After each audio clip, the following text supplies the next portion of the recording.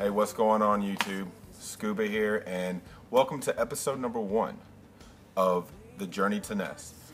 And what I want from this series, this is going to be a new series on my channel. It's only going to be about NES pickups, everything NES, no Super Nintendo, nothing else. And what this is a journey to completion, not for a complete set of the NES, but to get my complete collection that I've always wanted and I've never been able to reach. So this is going to be a journey to complete my NES collection, a long journey that I want to share with you guys. So let's just dive right into the pickups. During this series I want to show a couple gameplays of a couple of the pickups that I've gotten that I think that maybe people have never heard of, or maybe never played or heard of, but never really thought too much about it. Ones that I want to recommend out of the pickups for some people. And I'm going to save those 3 for last. So let's jump right into the first one, and that is Street Fighter 2010 by Capcom. I don't remember ever playing this game, but I've seen the gameplay footage and a lot of people have recommended this game to me. So I got it for $4 shipped off eBay. It's a cheap game, but from what I hear, it's a really good game. So Street Fighter 2010. NES Open. First of all, I love that cover art. Look at that little, I guess that's supposed to be a mole getting walloped. How I came across this was I purchased actually a game for another system, and the guy owed me $5 change, but only had 4 at a flea market, so I told him just to toss this in for $1. So he went ahead and did that, so now I own NES Open. The next one is actually the first Color Dreams game that I've ever owned, and this is Metal Fighter, and it's actually in really nice condition. Usually you get a lot of discoloration and everything on it, but I don't have really good lighting right here, sorry. But this is Metal Fighter. It is a shooter. It's a Color Dreams game. It's not bad, it's not great, but from what I've seen, it looks like a pretty decent shooter. Whereas a lot of the Color Dreams games are actually really bad. This is actually one of the better ones. So I would recommend it. I picked it up for $10. It is somewhat uncommon game, so I went ahead and grabbed it now just in case if it ever decided to go up, or if demand rose on it or anything like that. I would go ahead and get it because I am a big shooter fan. So Metal Fighter, Color Dreams. Going all, yeah, look at my bent pinky. This scuba accident.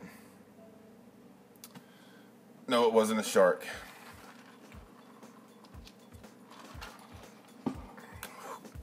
Whew. Oh man.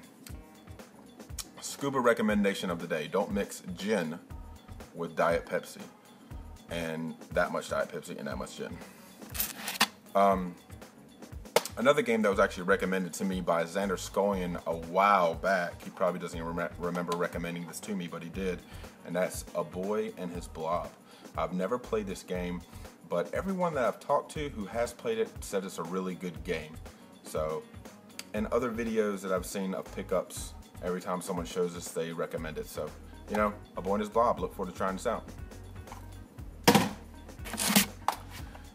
One of my favorite games on the system, definitely one of my favorite top 5 to 8 series, is Ninja Gaiden 3, and I was lucky enough to get a really beautiful, almost mint copy. Very happy about that, but I love, this is one of my favorite cover arts with the Twin Towers in the background.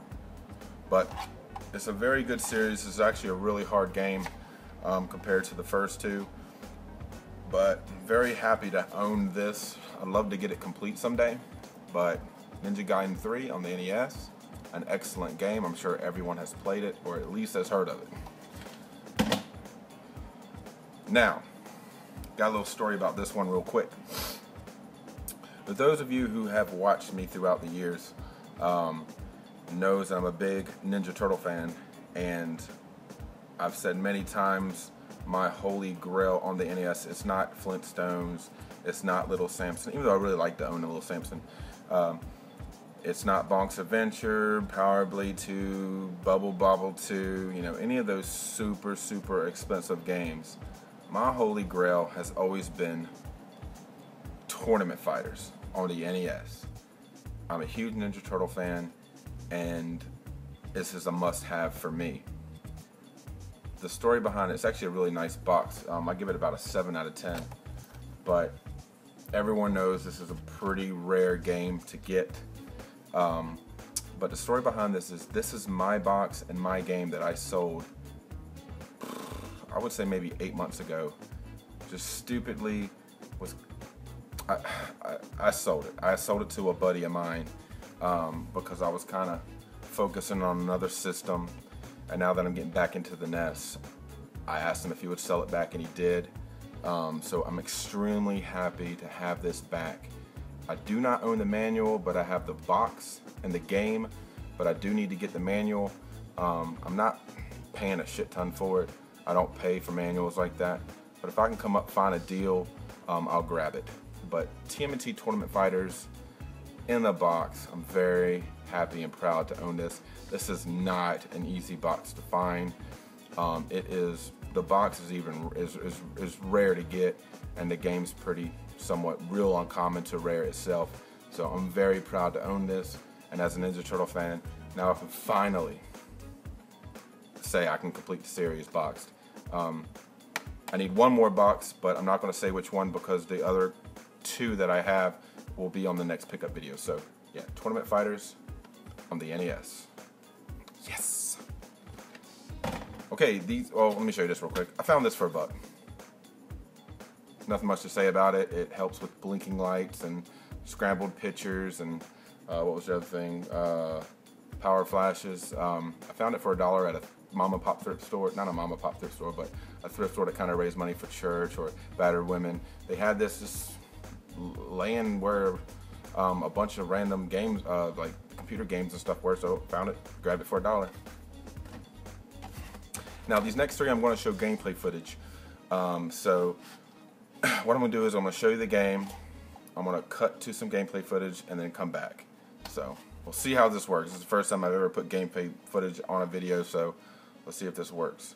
First up is Galaxy 5000.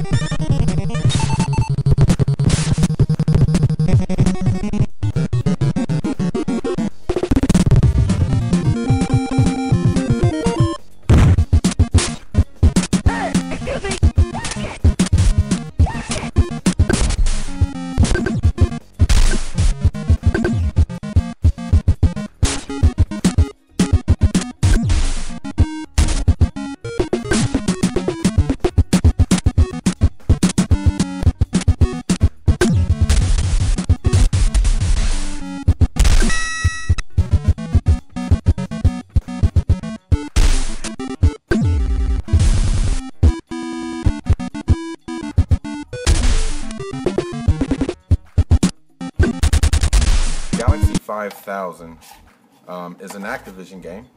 It's actually a really fun game.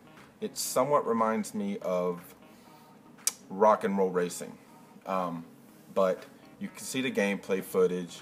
You basically race. It's been a long time since I played this, but I think you race. Either it was different planets or different galaxies or something like that. You go through the galaxies or through the universe doing races, and it gets harder as you go along. But it's a really fun game. It's somewhat uncommon. You don't see it all the time. It's not rare or anything, but it is somewhat uncommon. But it is a really fun game. I would go ahead and grab this while it's cheap. I could see this one creeping up just because if the popularity raises, because it is a good game when more people find out how fun it is. I think the demand will rise a little bit. But Galaxy 5000, please check it out. I picked this up for $8 at a game store about 20 minutes away, so I was very happy to get this. That was a good deal. Normally goes between 15 and 17, I'm guessing, something like that. But yeah, Galaxy 5000, very happy to have it. Okay, the next one, check out the gameplay footage here, and that's Baseball Stars 2.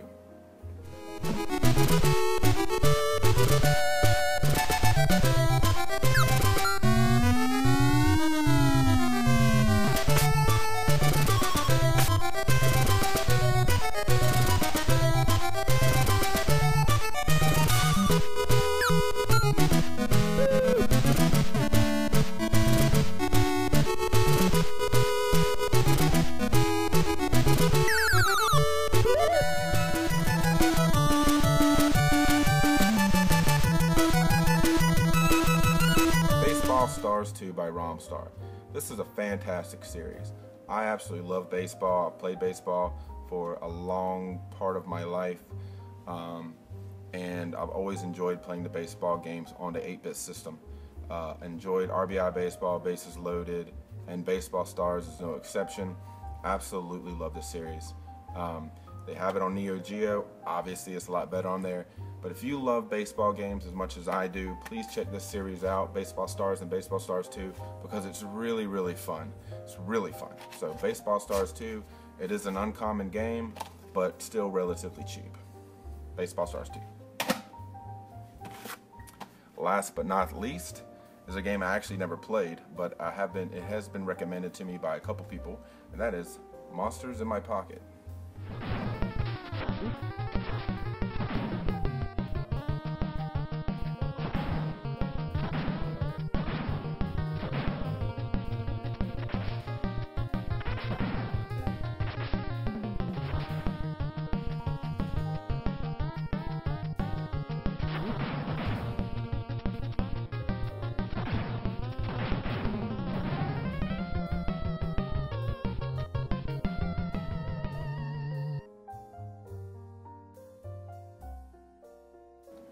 Monsters in My Pocket looks pretty interesting. It almost looks a little bit like a Chip and Dale Rescue Rangers style game, but it looks cool. I got the box. The box has a lot of wear. No, it has a decent amount of wear. I won't say a lot, but it has a decent amount of wear.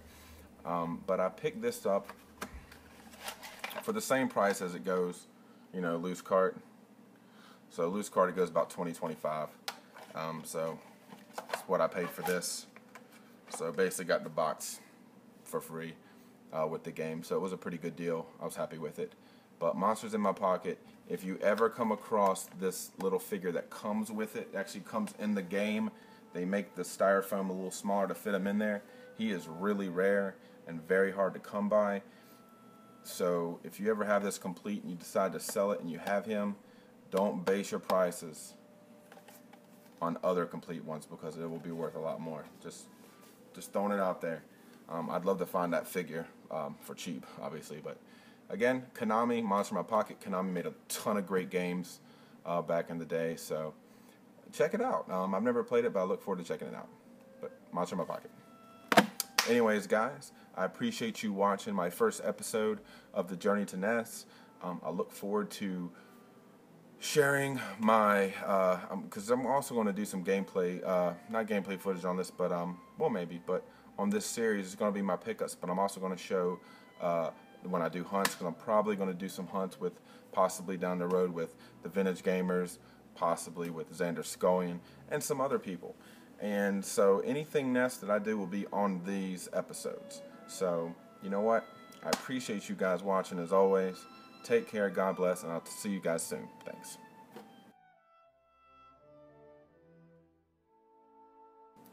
Baseball Stars 2 by Romstar. The same people that brought you Cowboy Kid, right? I think it was Cowboy Kid. My mind just went blank.